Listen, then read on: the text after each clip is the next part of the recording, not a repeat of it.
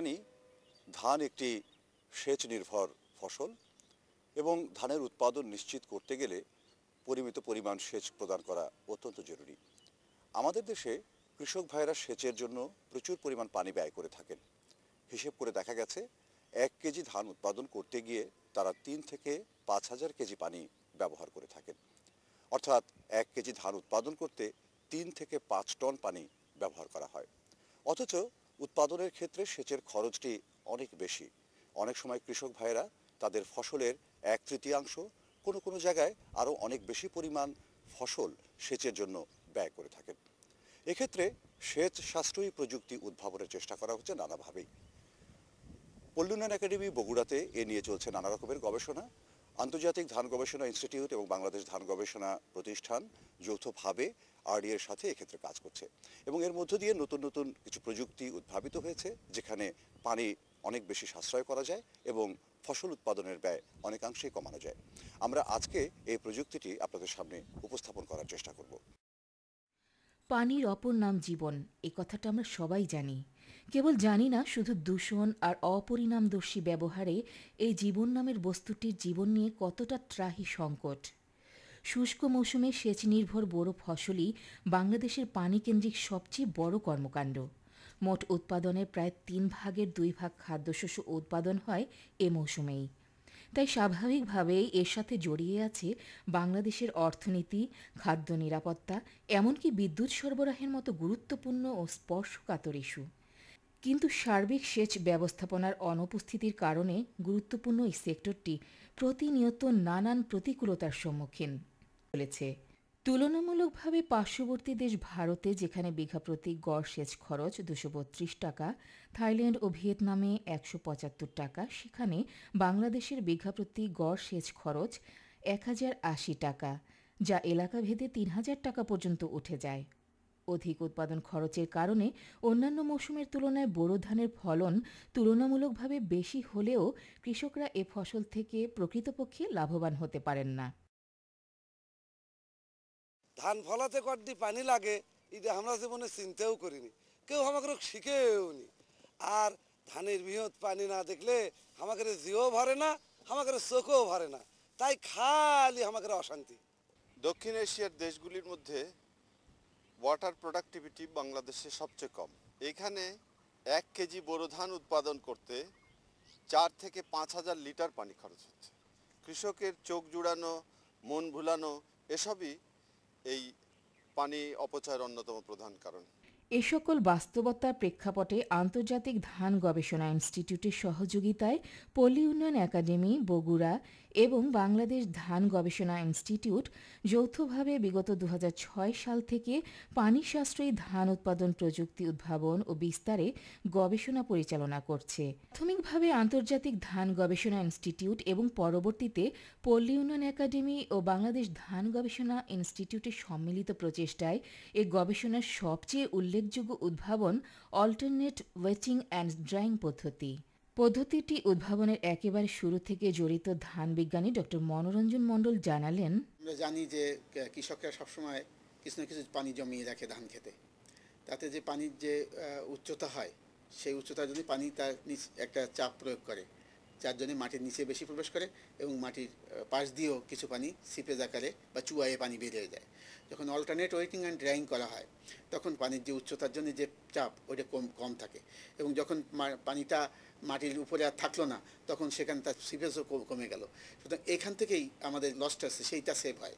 সেই সেভের জন্যই আমরা অল্টারনেট ওয়েটিং অ্যান্ড ড্রাইং ব্যবহার করে শতকরা 20 থেকে 25 পানি সাশ্রয় করতে পারি।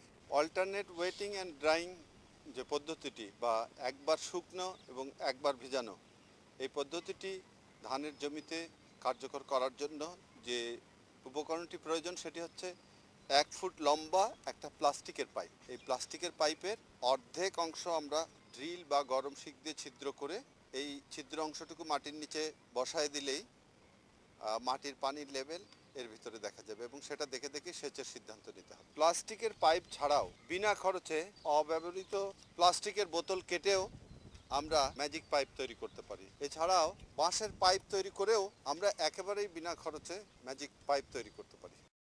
পাইপের অর্ধেক অংশে গরম শিক বা ড্রিল দিয়ে ছিদ্র করে ধান রোপণের সময় প্রতি বিঘায় এরকম 2টি পাইপের ছিদ্র করা অংশটুকু খাড়াভাবে মাটির মধ্যে বসিয়ে দিতে হবে। ছিদ্রহীন অংশটি থাকবে মাটির উপরে, যাতে পাইপের অভ্যন্তরে খড়কুটা ময়লা ঢুকতে না পারে। ধানের চারা রোপণের 10-12 দিন পর্যন্ত 2 ইঞ্চি পরিমাণ পানি দাঁড়ানো অবস্থায় রাখলে চারা মাটিতে ভালোভাবে লেগে উঠবে। এর ফলে প্রাথমিক পর্যায়ে জমিতে আগাছা নিয়ন্ত্রণ হবে।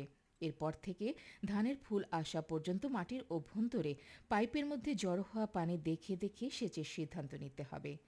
মাটির নিচে পাইপের দৈর্ঘ্য যেহেতু 6 ইঞ্চি এবং ধানের শিকড়ও 6 ইঞ্চি পর্যন্ত বড় হয়, তাই পাইপের মধ্যে পানি দেখা গেলে বুঝে নিতে হবে ধান গাছের শিকড় প্রয়োজনীয় পানি পাচ্ছে, তাই সেচের প্রয়োজন নেই।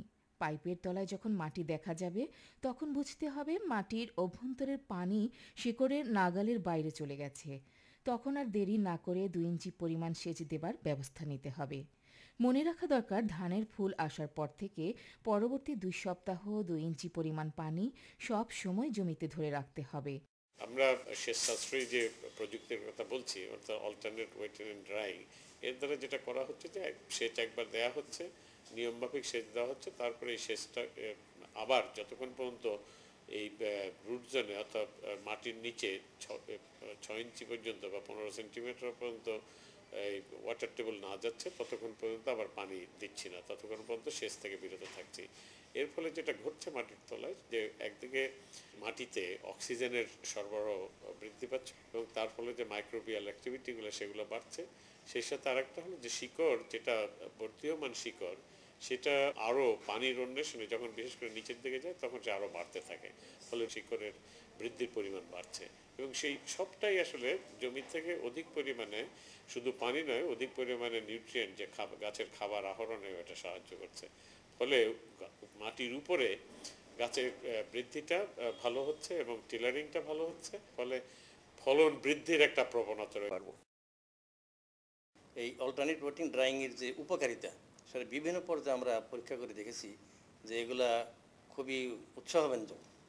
1 নম্বর বলা যেতে পারে যে যখন আমরা এই পদ্ধতির মাধ্যমে ডিজেল সাশ্রয় করি বা বিদ্যুৎ সাশ্রয় করি, তার মূল্য যদি হিসাব করা হয় তাহলে আমরা হিসাব এভাবে করতে পারি যে পরীক্ষা করে দেখা গেছে যে প্রতি হেক্টরে 30 লিটার ডিজেল সাশ্রয় হয়। ডিজেলের দাম যদি 40 টাকা পার লিটার হয় তাহলে পার হেক্টর ক্যালকুলেশন বের করতে পারি। তো সেই হিসাবে প্রায় 594 কোটি টাকা সাশ্রয় হয়। এই সাশ্রয়টা আবার সরকারের পর্যায়ে কীভাবে হয়? সরকার তো ডিজেল ভর্তুকি দিয়ে থাকেন, কাজে এই টাকা যেহেতু লাগলোই না, সরকার এর ভর্তুকি দেওয়া লাগলো না। উপরন্তু এই টাকার পরিমাণে যে ডিজেল, সেই ডিজেল অন্য কাজে আমরা ব্যবহার করি। সুতরাং ইম্পোর্ট করার উপরে যে আমাদের একটা ইম্প্যাক্ট, ওটা কিছু আমরা সাশ্রয় পেয়ে গেলাম, ফরেন কারেন্সি রিজার্ভ কিছু আমাদের সাশ্রয় হচ্ছে।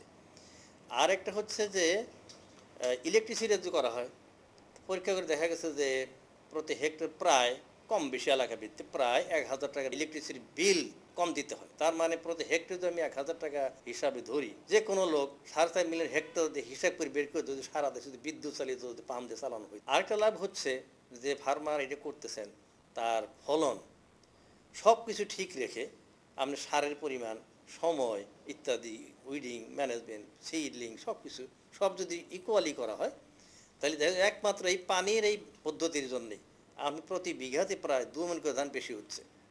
কারণ প্রতি গুছিতে অনেকগুলো করে কুশি বের হচ্ছে, সংখ্যা কোনো বেশি। সুতরাং ফার্মার ইল কিন্তু হচ্ছে, ওদিকে তো সাশ্রয় হলোই, উপরন্ত 2 মণ ধান পার বিঘা পাচ্ছেন। এটাকে যদি আমরা ন্যাশনাল লেভেলে চিন্তা করি তাহলে দেখা যাচ্ছে যে পার হেক্টর 1/2 টন, অর্ধেক টন পার হেক্টর আমার বেশি হয়। তো 4.5 মিলিয়ন হেক্টর যদি ধরি, 2.25 মিলিয়ন টন ধান আমার এমনিই হয় শুধু পানির এই একটু ম্যানিপুলেশন করার জন্য। সুতরাং জাতীয়ভাবে চিন্তা করতে গেলে এতগুলো উপকারিতা এই প্রযুক্তির মাধ্যমে আমরা পেতে পারি।